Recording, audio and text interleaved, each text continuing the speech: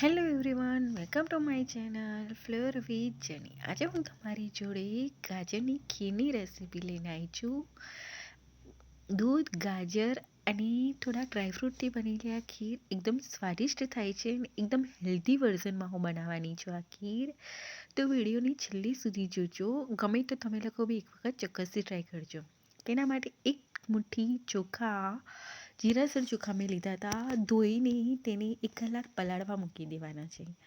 પછી 25 નંગ ખજૂર મેં લઈ લીધું હતું. આમાં ગોળ કે ખાંડ હું યુઝ નહીં કરું, ખજૂર ઉમેરીશ. ખજૂર 25 નંગ ઠળિયા કાઢી ધોઈ અને અડધો કપ દૂધ ગરમ કરીને તેમાં ઉમેરી અને પલાળવા મૂકી દેવાનું છે ખજૂરને.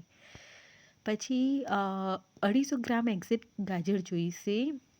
2 ગાજર ધોઈ છોલીને તેને છીણી લેવાનું છે. હવે એક કઢાઈમાં 1 ચમચી ઘીમાં 1/4 કપ જેટલા ડ્રાયફ્રૂટ, મિક્સ ડ્રાયફ્રૂટ મેં કાજુ, બદામ, પિસ્તા લીધા હતા, તેને ડ્રાય રોસ્ટ કરી લેવાનું છે. પછી એ જ કઢાઈમાં 2 ચમચી ઘીમાં જે ગાજર છીણ્યું હતું ને તે ઉમેરી દેવાનું અને તેને સાંતળી લેવાનું છે. 5-10 મિનિટ માટે થોડુંક સાંતળી લેવાનું ધીમા તાપે.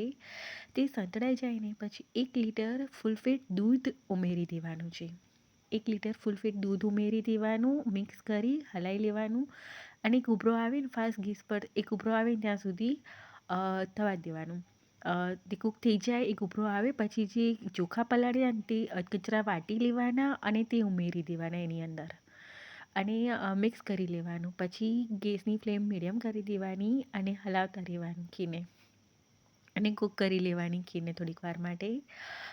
એ કૂક થાય છે ને ત્યાં સુધી જે ખજૂર પલાળ્યો હતો ને તે બી પલળી ગયો ને એટલે તેને ક્રશ કરી લેવાનું. ખજૂર બને ને તો એકદમ સોફ્ટ થઈ જાય એટલે જલ્દી પલળી જશે અને ક્રશ બી થઈ જશે.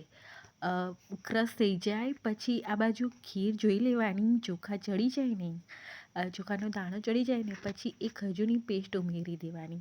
હવે આ ગાજર ગળ્યા હશે ને તો ખજૂર બહુ નહીં એડ કરવું પડે, પણ જો ગાજર મોળા હોય ને તો 30 નંગ ખજૂર લેજો. બાકી 25 નંગ એક્ઝેક્ટ માપ છે, પણ ગાજર ગળ્યા હશે તો નહીં જરૂર પડે. પછી ખજૂરની પેસ્ટ ઉમેરીશું ને એટલે દૂધ થોડુંક જાડું થઈ જશે. એટલે પાછું મેં 1.5 કપ જેટલું દૂધ ઉમેર્યું હતું. એટલે એક્ઝેક્ટ 1.5 લીટર જેટલું દૂધ આમાં જશે. મિક્સ કરીને હલાવીને કૂક કરી લેવાની ખીરને થોડીક વાર માટે. એ થઈ જાય થોડુંક છેલ્લે મેં કેસર થોડુંક એડ કરી દીધું હતું અને છેલ્લે ઇલાયચી પાવડર થોડુંક એડ કર્યું હતું મેં અને મિક્સ કરી લેવાનું. ખીરને થોડીક કૂક કરી લેવાની. આમાં ખજૂર એડ કરવાથી આ ખીરનો ટેસ્ટ બહુ ફાઇન લાગે છે, પણ 30 નંગ ખજૂર લેજો એટલે એક્ઝેક્ટ ગળી થઈ જશે. જો ગાજર ગળ્યા હશે તો નહીં જરૂર પડે. મિક્સ કરી હલાવીને આવી ઠીક થઈ જાય એટલે ખીર ચડી ગઈ. હવે છેલ્લે એમાં ડ્રાયફ્રૂટ એડ કરી દેવાના અને મિક્સ કરી લેવાનું. તૈયાર છે ગાજરની ખીર. આમાં ખજૂર એડ કરવાથી આ ગાજરની ખીર બહુ જ ફાઇન લાગે છે. તેનો ટેસ્ટ બહુ જ સરસ લાગે છે.